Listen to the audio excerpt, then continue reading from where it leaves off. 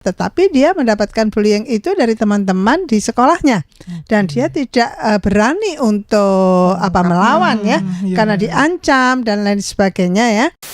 Sekarang kalau pacaran terus melarang-larang, kamu nggak boleh telepon itu cowok nggak boleh, pokoknya kamu nggak boleh keluar, nggak boleh ini. HP-nya diperiksa ya, Bu. HP-nya diperiksa. Nah ini HP-nya itu mungkin terjadi juga di kasus tadi, Dok. Halo Tribuners, jumpa lagi dengan kami di podcast Malang Live kali ini oleh Tribun Jatim Network bersama saya Muhammad Afif Nurwan.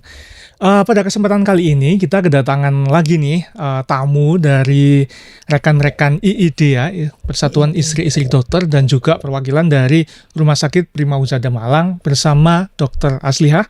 Silahkan disapa dokter buat teman-teman di rumah. Hai Tribuners, jumpa lagi dengan saya Dr. Aslihah MK SHFV Siti Siti.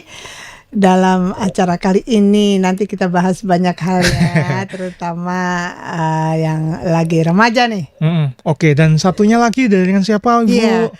Selamat siang Tribuners, salam kenal. Saya Dia Santoso, Ketua Ikatan Istri Dokter Indonesia Cabang Malang atau IID, disingkat IID Cabang Malang. Ya, senang berkenalan dengan Tribuners. Oke, terima kasih.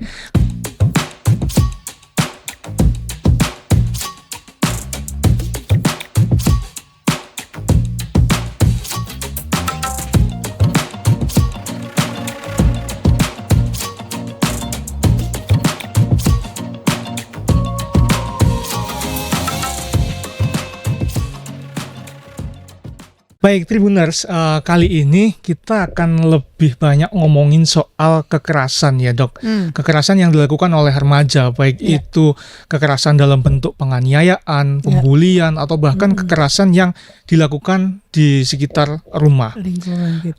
Iya, baru-baru ini dok, kemarin yang diberitakan oleh Tribun Jatim pada bulan Maret kalau tidak salah, terjadi kasus pembulian di mana pelaku dan korban sama-sama duduk di bangku SMP.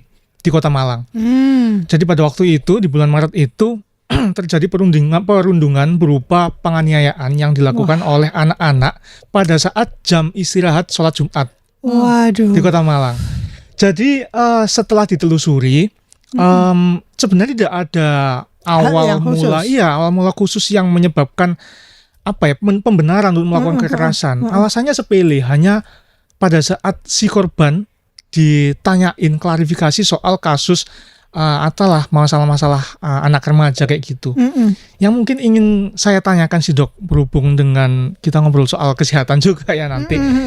Kira-kira kenapa semua sih? terkait dengan kesehatan baik mental. Jadi kesehatan itu kan holistik ya. Betul. Biopsikokultural, sosio, bahkan ekonomi, spiritual, semuanya harus sehat. Iya betul. Nah, yang mungkin ingin saya tanyakan nih dok, mungkin juga beberapa perwakilan dari Tribunus sekalian ya.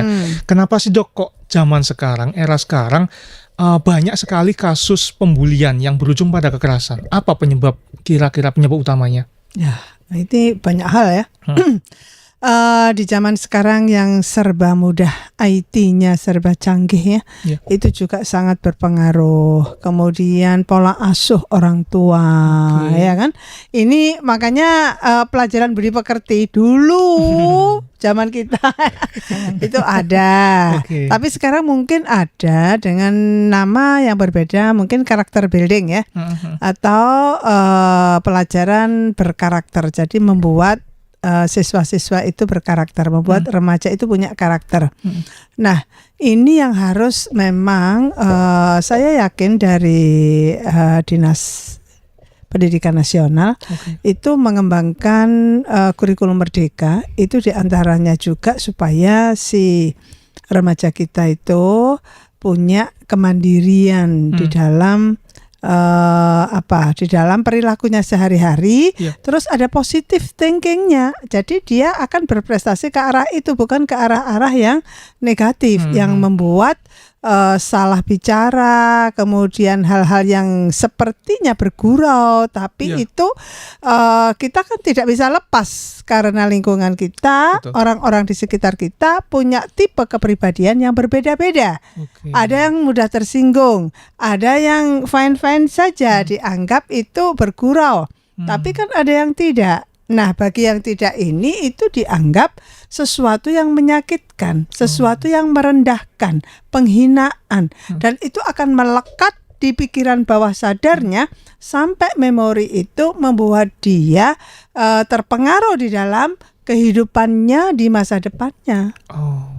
Segitu parahnya Segitu juga ya parahnya. efeknya. Makanya hati-hati sebagai orang tua.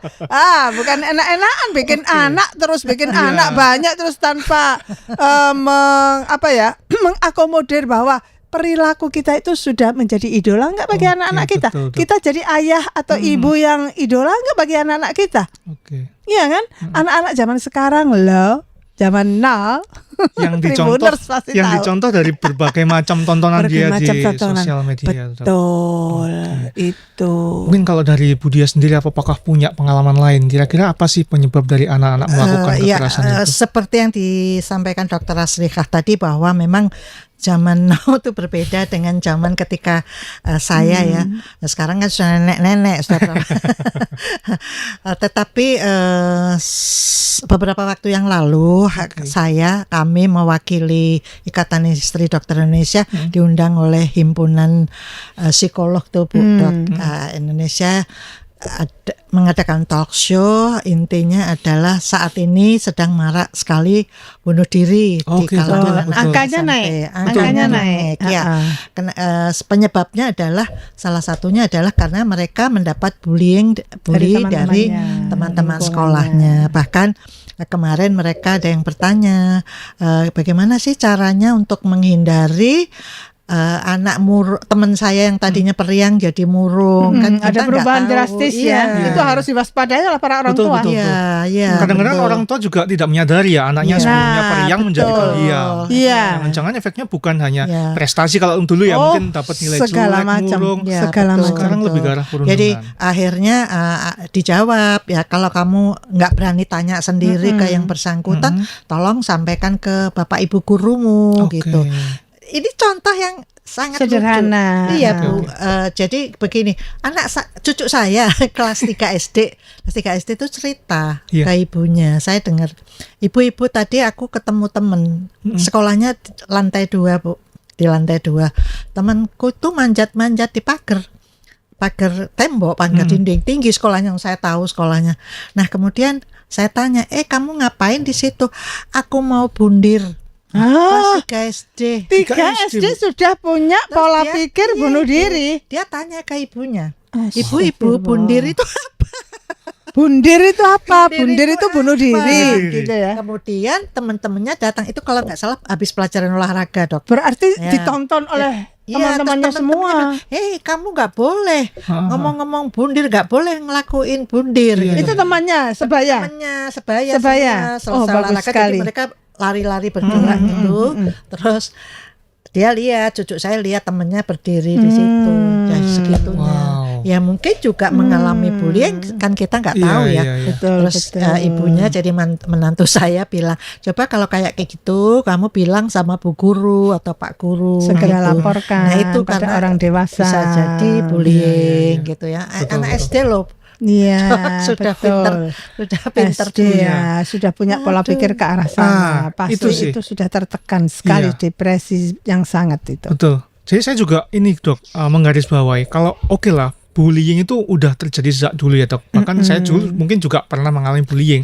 Tapi yang parah sekarang adalah, pertama yang sering kali disoroti adalah keadaan mental anak-anak yang nggak sekuat anak-anak pada waktu masa lampau. Lalu yang kedua adalah yaitu akses mereka soal bunuh diri itu seakan-akan bisa diakses setiap saat, sehingga ketika mereka terpapar terus, mereka meyakini bahwa adalah hal yang lumrah, jalan satu-satunya. Gimana Dok? Memang itu sangat berpengaruh pada pola pikir ya. Pola pikir. Dia merasa tidak ada jalan keluar. Dia merasa orang dewasa yang ada di sekitarnya tidak peduli.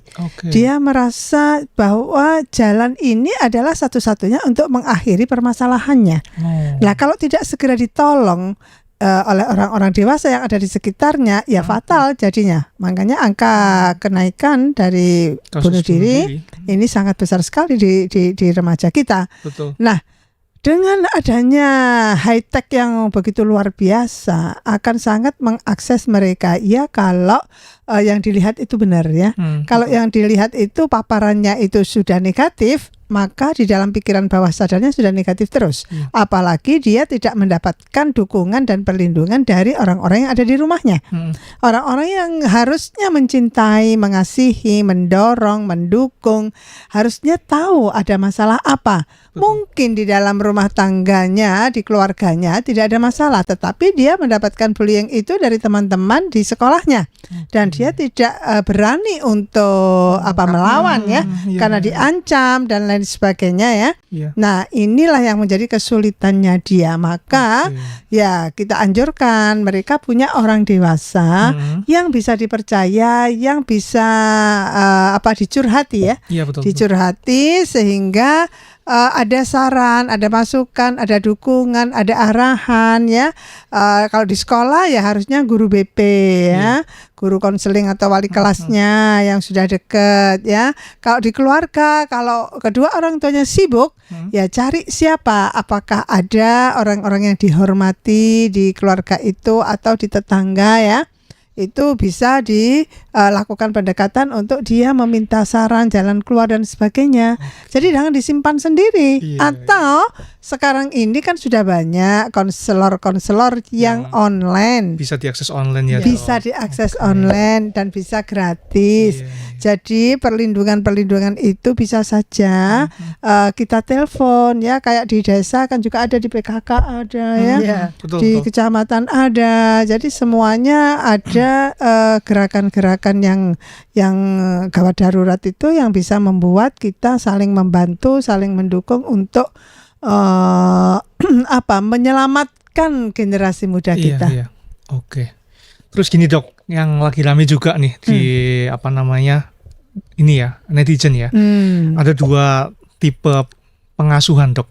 Yang katanya tuh satu tipe ngasuh VOC, satunya tipe ngasuhnya yang halus. Jadi dua ini diibaratkan pola asuh yang keras itu kayak pada saat kecilnya dokter mungkin saya juga. Itu akan melahirkan generasi yang kuat. Tapi dengan yang sekarang pola asuh yang disayang, dimanja kayak gitu akan melahirkan pola asuh yang lembek juga. Ini gimana menurut dokter ya, jadi sebetulnya kalau pola asuh orang tua itu sebetulnya ada 4 ya. Ada 4 ya. Jadi pola asuh autoritatif itu yang demokratif. Itu yang bisa diajak diskusi. Ada punishment, ada penghargaan, semuanya sesuai dengan kehendak kita ya. Jadi bisa seperti teman, orang tua itu bisa seperti kakak, bisa sebagai orang tua ya, bisa dicurhati ya. Itu yang demokratif. Ada yang otoritatif lah. Otoritatif ini yang keras. Yang keras. Makanya di standarnya programnya IID juga masuk itu. Lah, orang tua yang nggak mau diajak diskusi. Pokoknya kamu harus begini, kamu harus begini, kamu harus begini, nggak boleh begitu. Nah, itu otoriter.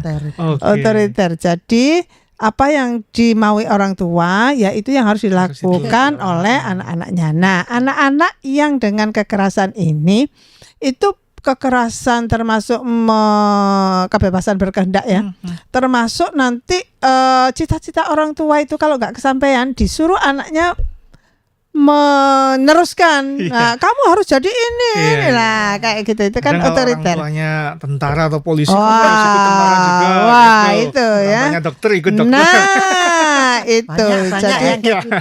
Jadi betul. Jadi sebetulnya bisa diajak diskusi, bisa diajak untuk musyawarah ya.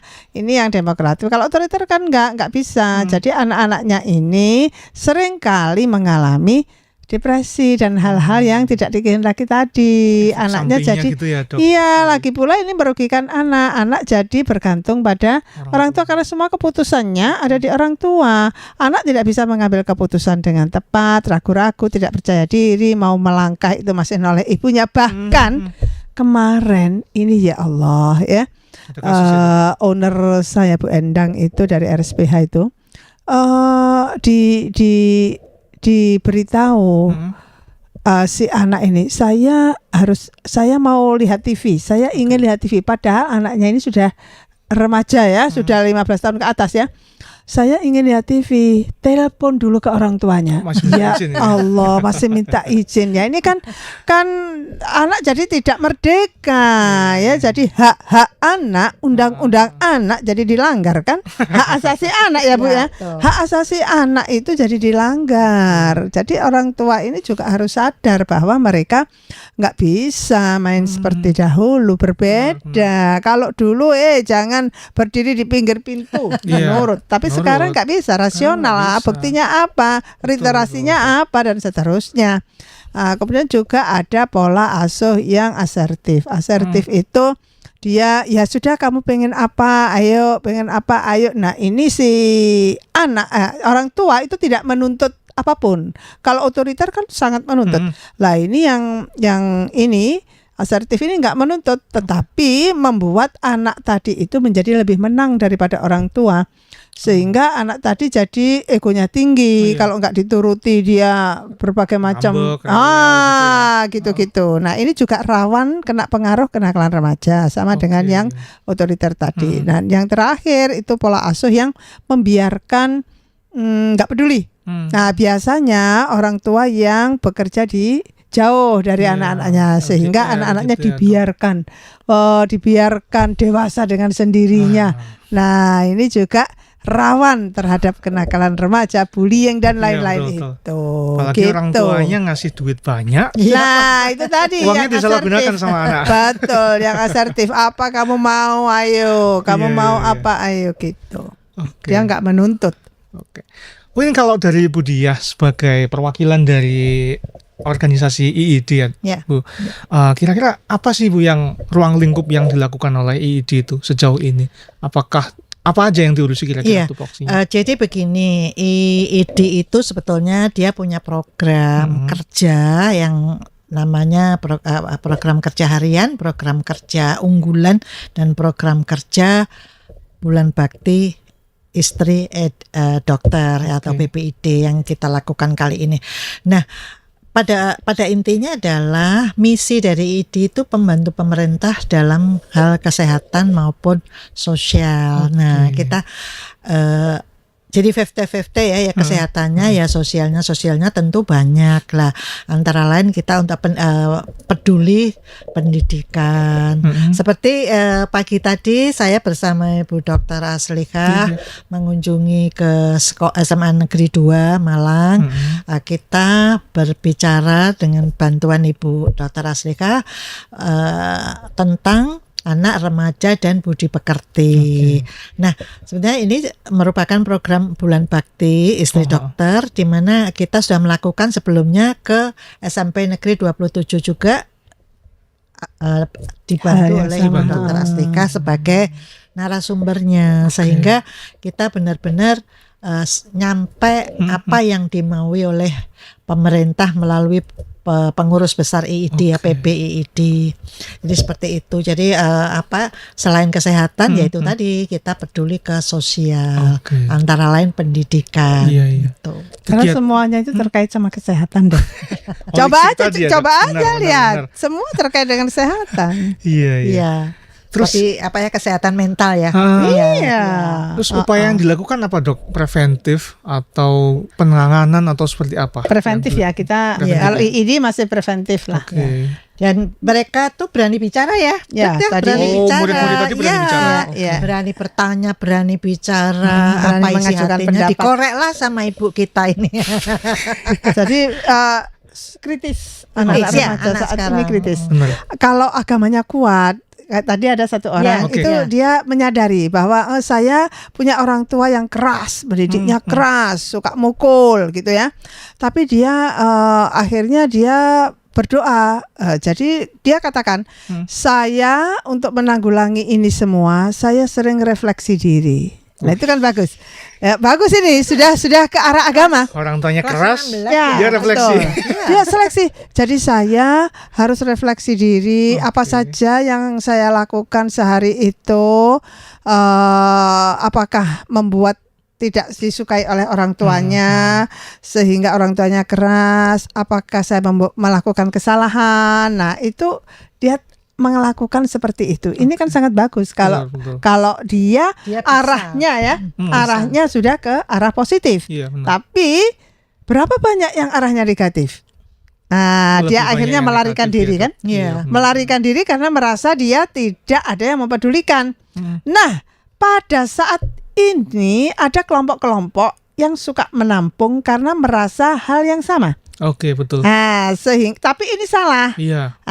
Dia merasa mendapatkan dukungan di situ, mendapatkan perlindungan di situ, anggota baru, ayo bla bla bla. Anggota baru. Iya kan? Nah, karena itulah kenapa kenakalan-kenakalan itu juga beranjak dari situ. Karena dia merasa diperhatikan di grup itu, maka ketika tawuran, ketika apa dia Betul, Dok. ikut mendukung. Nah, padahal nggak tahu permasalahannya. Padahal emosi remaja itu ya begitu ya, masih belum bisa mengendalikan. Ada kaitannya emosinya. dengan kekerasan dalam rumah tangga ya. Nah, Iya, biasanya seperti jadi itu. pemandangannya sehari-hari orang tuanya, Iya. entah berantem Jadi- mulut, entah Oh. Iya. Jadi Jadi memang pertengkaran begitu. antara Iya, orang memang tua begitu. itu dilihat anak juga nggak baik ya. Sangat Iya. tidak baik, termasuk mulai dari kandungan pada saat hamil. Gini, Hati-hati. Janin udah bisa Sudah bisa dengarkan ya, Dok? mendengarkan. Oke. Makanya pendidikan itu kalau 4 harus bulan mulai ya, kan Iya, benar-benar. Iya. kan doa itu kan Ya sudah karena benar. itu berperilaku baik-baiklah saat Iya, hamil, betul, ya betul, kan, suami istri jangan membunuh-bunuh binatang dan sebagainya. Ya itu pembelajaran. Iya, benar. Nah apalagi kalau sudah dewasa anak-anaknya yang harusnya diajak diskusi masih sering kali tidak akur karena tidak bisa berkomunikasi dengan baik, nggak bisa mengeluarkan isi hatinya. Kadang malah ada yang begini remajanya, kita nggak bisa dong jujur. Wah, nggak bisa jujur. Kita kalau ke pacar juga nggak boleh jujur. Wah, ini kan bahaya ya. Kurang tepat ya, Dok. Ya kurang tepat sekali. Ke orang tua juga nggak bisa 100% jujur, nggak boleh. Karena Harusnya jujur jujur itu 100% modal orang utama. tua. Betul. Jadi jujur itu adalah modal utama kita sebagai manusia. Iya, betul, Iya betul. kan? Kalau di Islam kan Nabi Muhammad itu modalnya jujur sehingga jadi miliarder, bisa menjadi pedagang luar biasa, pengusaha top, ya kan? Betul. Nah, karena kejujurannya. Jadi sebetulnya adik-adik kita yang lagi pacaran atau apa, sekarang kalau pacaran terus melarang-larang, kamu nggak boleh telepon itu cowok nggak boleh, kamu pokoknya kamu nggak boleh keluar, nggak boleh ini. HP-nya masih diperiksa pacarnya. ya, Bu. HP-nya diperiksa. Nah ini HP-nya Itu mungkin diperiksa. terjadi juga di kasus tadi, Dok. Loh, nggak usah jauh-jauh, keponaan saya Nah. sendiri. Dia cerita, aku putus tante. Loh kenapa? Sebenarnya habis setiap saat HP-ku dibukain katanya. Jadi kemerdekaannya hilang, kebebasannya dia hilang. Itu termasuk bagian daripada Oke. bullying. Iya, Iya, iya. Iya kan? Larangan-larangan Nah, bullying seperti itu itu. karena ngikut orang, bukan ngikut sih, terpengaruh Iya. orang tua. Oke. Jadi perilaku siapakah yang menjadi contoh yang sering dilihat, yaitu dia pasti akan melakukan, Iya, betul. atau dia korban kekerasan juga, Dari rumah. sehingga dia punya dendam yang tidak terkeluarkan, Iya, ya. Nah, itu dalam bentuk dia membalas ke orang Orang lain, orang lain. terdekatnya. Betul. Karena dianggap itu ini orang tua aku biasa melakukan ini, aku juga Iya, biasa melakukan. Nah, akhirnya mengikhlaskan atau hal-hal yang gitu loh, jelek, Dok. hal-hal yang Biasa. jelek itu menjadi hal biasa, Betul, gitu loh. Jadi dia merekomendasikan bahwa itu baik-baik saja, biasa kok itu di keluarga saya juga ada seperti itu, juga Iya. biasa-biasa saja. Nah, kan bahaya, ya kan? Jadi akhirnya temannya tadi menjadi korban, Oke. ya kan? Mensahkan Mensahkan hal-hal yang sesuatu tidak sah. harusnya nggak dilakukan. malah dilakukan. Betul. Oke, mungkin kita geser ke ini, Dok, kekerasan dalam rumah tangga ya. Yang kalau dulu kasusnya kan masih banyak KDRT dari suami ke istri atau istri ke suami. Dan sekarang kasusnya mulai merambah dari ayah ke anak, ibu ke anak. Bahkan kasusnya bukan cuma hanya, kalau mungkin pada waktu dulu ya, mukul di pahan, jiwit, itu kan salah satu bentuk pendidikan ya, Dok. Tapi sekarang malah berujung ke penganiayaan. Bahkan nggak sedikit juga kasus-kasus yang dilaporkan bahwa pembunuhan terjadi dari orang tua kandung ke anaknya. Kira-kira ini gimana sih, Dok? Kalau tadi kan pembulian yang dilakukan oleh anak-anak di lingkungan sekolah terjadi akibat salah satunya juga apa yang mereka lihat di lingkungan sekitar. Tapi kalau di keluarga, apakah dari akumulasi stres dari orang tuanya sehingga dilampiaskan ke anak, atau mungkin ada faktor lain yang memicu? Iya, jadi ya tadi itu ya banyak hal ya. Kita melihatnya holistik. Bisa jadi masalah ekonomi, masalah sosial, masalah spiritual, ibadahnya kurang kencang, ya kan? Masalah-masalah yang apapun itu bisa memicu. Jadi intinya mental dari keluarga itu kan gak kuat, terutama ayah bundanya. Karena ayah bunda ini kan sebagai figur yang harusnya menjadi idola anak-anaknya. Tetapi karena persoalannya mekanisme pembelaan egonya yang terlalu tinggi, dia tidak menyadari bahwa perilaku terkait dengan mentalisasi ini sangat penting. Sehingga dalam melihat satu permasalahan itu dari sisi negatif, tidak dari sisi positif. Kenapa sih kok saya sudah melamar pekerjaan ke semuanya enggak dapat-dapat. Akhirnya kembali lagi dia tidak melakukan apa-apa, ya sudah ada tadi kasus. Bilang begini, orang tua saya menelantarkan saya, tidak menafkahi saya. Apakah itu termasuk kekerasan? Ya termasuk kekerasan, karena semua biopsikokultural, sosio, ekonomi, spiritual semuanya. Kalau itu dilanggar gak bisa menjadi hak asasi kan juga itu namanya kekerasan, ya. Nah, itu kembali lagi setiap manusia, setiap orang ayo punya mental yang positif.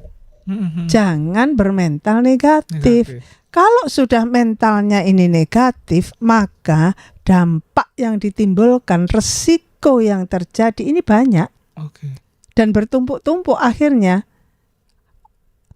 menjadi dari satu menjadi banyak permasalahan yang timbul.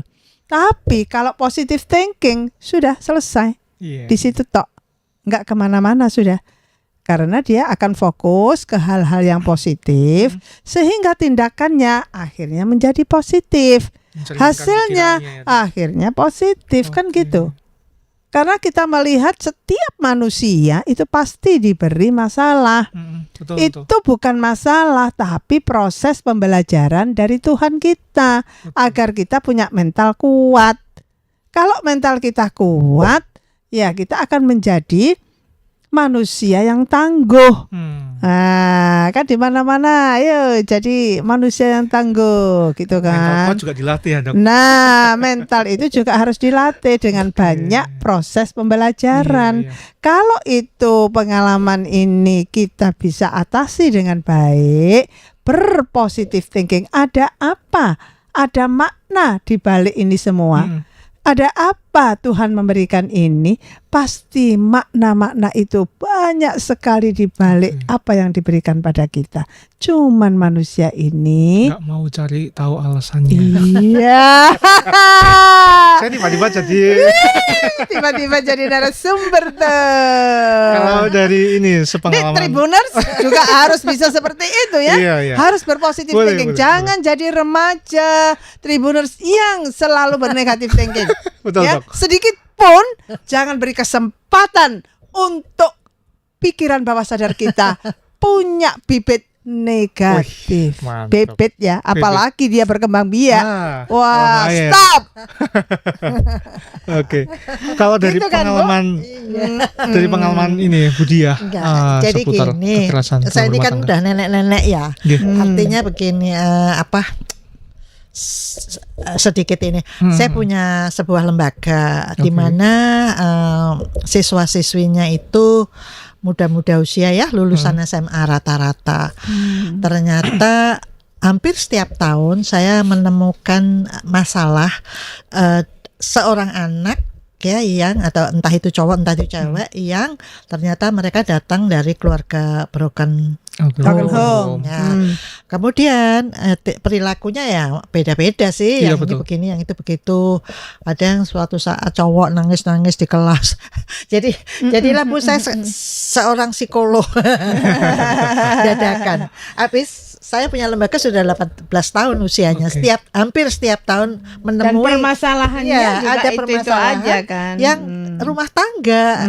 Artinya ya itu tadi broken home, terus kemudian begini banyaklah kasusnya ya.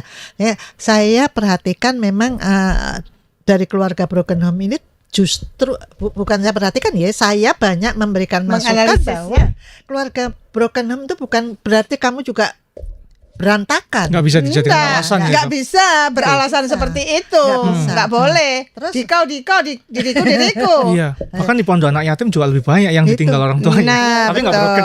Ya, Beda. Bukan. Jadi saya sampaikan bahwa saya tanya sebabnya apa ya macam-macam. Oke. Terus kalau misalnya ada yang saya jadi benci sama bapak Betul, saya, betul. Iya, iya, benci lah betul. sama ibu saya macam-macam, Ah. tapi umumnya benci sama bapak. Ya. Nah, kemudian ya saya memberikan ininya Bu kekuatan motivasi bahwa kalau kamu benci sama bapak kamu di sini tuh tujuannya apa? Kan mau Iya. bekerja. Betul. Lembaga saya tuh menyiapkan orang kerja ya, anak-anak lulus SMA yang cepat bekerja. Supaya Nah, dapat kemudian bekerja kalau dengan memang cepat. kamu pengen cepat bekerja, segeralah bekerja. Belajarlah di sini yang rajin, cepat bekerja. Nanti kalau kamu sudah punya gaji, tiap bulan gajimu kasih ke orang tuamu, khususnya bapakmu. Saya bilang tuh, itu namanya balas dendam. Tapi sebetulnya itu arah untuk berbakti hanya kepada itu. orang tua Iya. ya. Ini loh, aku sudah bisa kerja nih, tak kasih. Tanpa bapak, Iya, iya, aku betul. bisa. Loh, Betul, kasihan betul. loh, sampai gini pindah kos. Jadi di tempat saya itu kos kan siswanya banyak dari luar kota, luar Jawa. Oh gitu. Nah, kalau kos itu biasanya mereka minta tolong kita untuk dicarikan karena apa? Mereka nggak tahu mana-mana, Iya, nggak tahu betul. malah minta Nggak tahu lingkungan, dicarikan. ya. Nah, Bu saya pindah kos. Kenapa? Saya belum dapat kiriman udah 3 bulan katanya gitu. Ternyata ya itu tadi ada masalah. Terus oke. Kata teman sekamarnya, padahal saya sudah kasih Indomie buat sarapan. Terus dia bilang enggak, itu kan punyamu. Jadi dia tuh yang hancur sehancur-hancurnya gitu loh ya intinya gitu. Iya. Bagusnya Oke. dia tidak terpengaruh apa ya bullying atau kekerasan enggak. Betul, Justru dia itu tadi apa hampir hilang Dia tidak percaya diri kan betul. akhirnya. Iya. Kepercayaan dirinya hilang Iya, karena hancur mungkin ya. sehancur-hancurnya itu tadi kayak nyanyian ya. Betul. Nah, Ya makanya memang saya- nyanyian itu juga berasal dari kehidupan. Itu cuma refleksi yang dijadiin musik ya, Dak. Oh, iya, betul. Jadi memang kasihan sih anak-anak Iya. gitu ya. Ya. Ada yang tadi menjadi nakal, ada Ada juga yang yang jadi positif. Benar, Makanya life is about choice. Yes, tergantung Hidup mau milih itu apa. pilihan. Kamu mau memilih yang negatif atau yang positif. Oke. Kamu mau memilih sedih Yes. atau memilih termotivasi untuk maju. Iya Untuk kan? sini, Dok. Iya. Nah, itu Tribuners. Ingat ya. Life is about choice. Tuhan sudah memberikan kita ada pahala, ada dosa. Ada laki, ada perempuan. Ada sedih, ada bahagia. Ya kan? Ada A, ada B. Nah, silahkan. Ada negatif, ada positif. Silahkan pilih yang positif. Karena kalau kita tadi saya katakan, kalau kita selalu bernegatif thinking, negatif feeling, jadinya bla bla bla. Ya, kamu boleh sedih, boleh nangis, boleh. Untuk Tapi sesaat. hanya sesaat. Iya. Hanya ya paling lama 10 menit, 15 menit atau 1 jam ya. Setelah itu bangkit kembali, harus ada timernya, Bu. Kalau tidak, dia akan Betul. menyiksa dirinya sendiri. Betul, Dok. Kamu Tribuners akan menyiksa dirimu sendiri ketika kamu tidak segera beranjak untuk maju, untuk bergerak. Hidup itu selalu bergerak. Yang tidak bergerak namanya mati. Iya kan? Betul. Nah, benda yang tidak bergerak mati. Mati. Iya kan? Coba. Jadi kita harus selalu bergerak maju, jangan mundur, jangan menoleh ke belakang. Yang belakang itu hanya sejarah, hanya kita pakai untuk evaluasi, mitigasi resiko ke depannya, ya. Jadi kalau kamu sedih, silahkan 1 detik, 1 menit, 1 jam. Setelah itu, apa yang harus kamu lakukan? Ada makna apa dari kejadian ini? Saya adalah diri saya. Saya bisa memilih antara perilaku yang baik, perilaku yang jelek. Saya bisa memilih sedih atau bahagia. Kalau sedih terus-terusan, mendolimi diri sendiri. Maka keluarkanlah gen-gen yang bahagia tadi, gen-gen yang sehat tadi, supaya kamu tidak sakit. Karena intinya ketika psikologi kita terganggu, akhirnya nanti fisiknya ikut terganggu, ya. Yang rugi siapa? Dirimu sendiri. Maka mulai sekarang dan seterusnya, afirmasi dirimu sendiri. Selalu berbicara positif, selalu bilang saya bisa, saya dokter profesional, saya dokter kompeten, saya bla bla bla. Silahkan sesuai dengan cita-citamu. Harus punya visi, punya misi, ya. Yang belum punya cita-cita, belum punya impian, harus punya. Apa yang bisa mendorong kita untuk tetap semangat dalam hidup ini? Karena ada yang dikejar ya, Dok. Ada yang dikejar. Coba kalau diam saja, ya namanya nyamannya mati, tidak bergerak kan tadi. Nah, itu dia, life is about choice. Jangan lupa selalu ada makna di balik semua yang terjadi pada diri kita dan lingkungan kita. Tidak ada sehelai daun pun yang gugur tanpa diridhoi oleh Allah. Rencana Allah pasti yang terbaik. Gitu kan? Betul, Dok. Oke, mungkin ini si Dok terakhir. Kan yang nonton ini enggak semua orang ekstrovert di mana mereka bisa ngobrol dengan lingkungannya, ya. Ada juga yang introvert. Mungkin pesan, Dok, untuk teman-teman di luar sana, tribuners sekalian yang punya masalah tentang psikologis, bisa dikonsultasikan kemana nih? Atau mungkin dari Dr. Asli atau dari Bu Dia sendiri, monggo. Jadi gini, kita ini sudah hidup di zaman yang IT-nya serba tinggi. Jadi kita tanya di saja bisa, ya.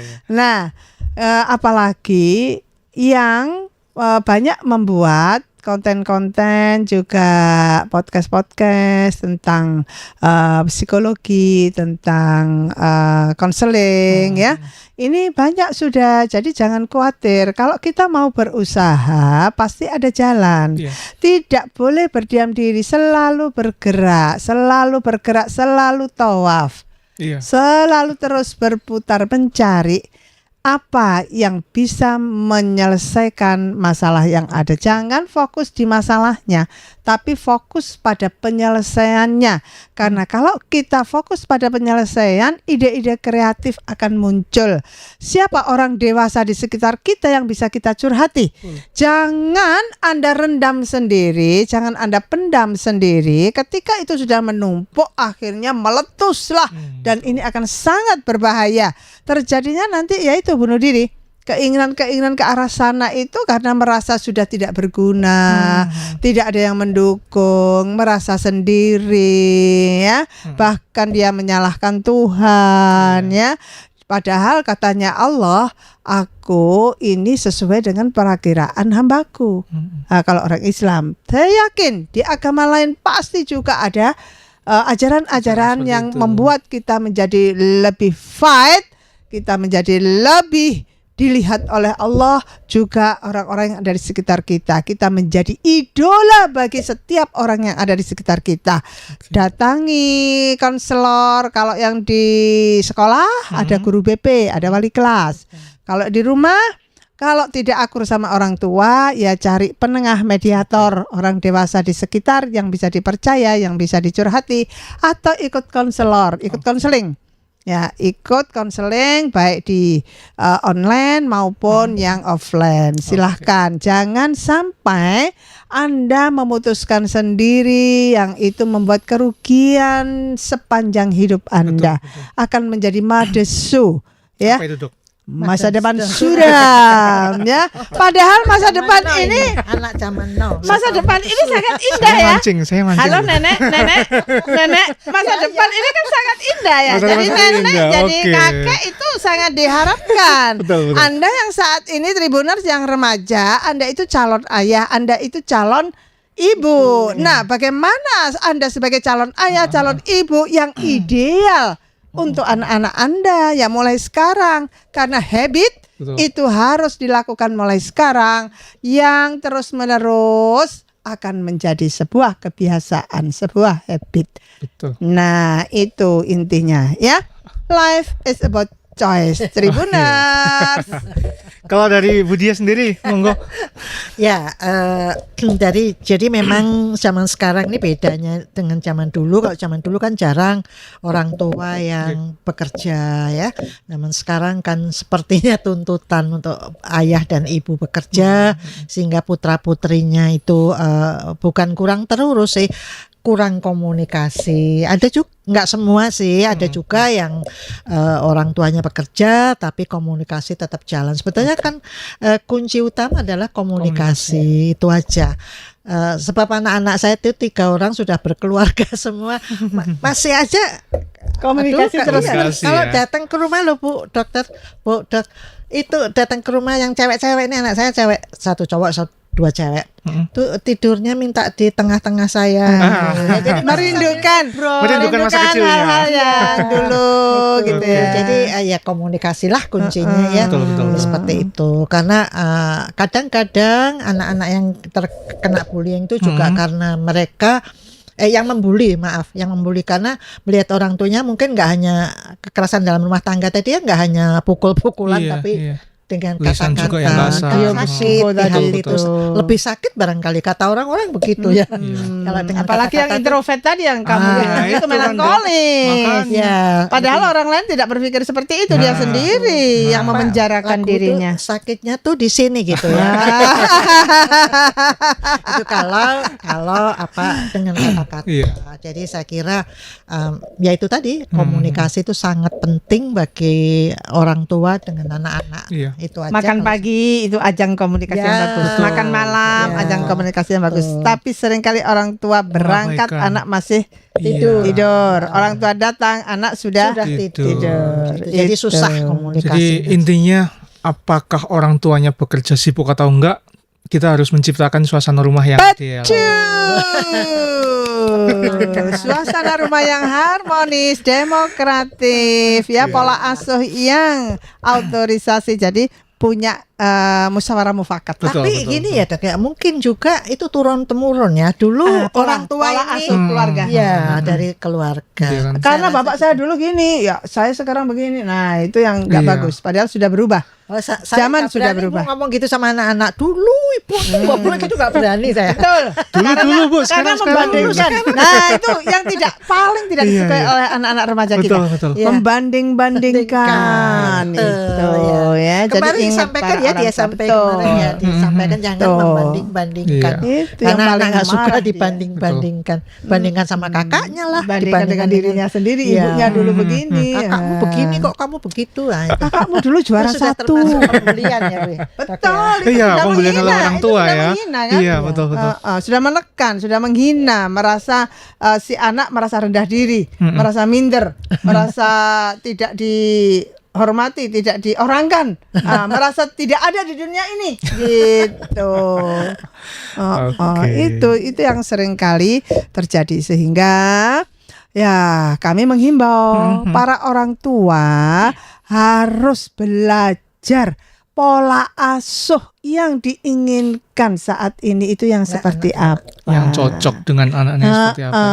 Ya itu tadi, demokratif. Jadi kita harus berdiskusi mau kemana, refreshing harus didiskusikan, jangan atas kemauan orang tua sendiri, karena dia yang membiayai, karena dia yang mengeluarkan uang. Akhirnya merasa itu otorisasinya, nggak bisa, karena kita membawa keluarga. Siapa yang menjadikan kamu ada? Kan orang tua lah. Kalau anaknya menyalahkan, ngapain ibu membikin saya nggak usah dibikin ya dulu, ngapain begitu? Saya lebih baik nggak ada. Nah, kan susah. Iya kan? Orang tua sendiri nanti yang menjadi pokok permasalahannya. Ya. Sekian, jadi kurang lebih seperti itu Tribuners. Memang sangat panjang pembicaraannya, nggak ada habisnya. Tapi intinya adalah ketika kalian mungkin ingin menjadi pasangan suami istri, emang nggak harus siap duitnya aja ya, Bu Dok. Tadi Harus dia siap mental, harus siap pikiran juga. Dan nanti kalaupun udah punya keluarga dan nggak boleh kita berlaku semena-mena gitu ya. Betul, karena Oke. undang-undang hak asasi anak itu dijaga. Diatur dan dilindungi oleh negara. Oke. Betul. Mungkin sekian untuk perjumpaan kita kali ini, Tribuners. Nantikan dengan kesempatan-kesempatan lain yang akan datang bersama saya Afif Nurwan dan narasumber saya Saya Dr. Asli HMK SAFV. dan juga Dan saya Dia Santoso mengucapkan terima kasih atas perjumpaan kita kali ini. See you next time. Tetap di Tribun Jatim Network. Goodbye. Dadah. Download Tribun X sekarang. Menghadirkan lokal menjadi Indonesia.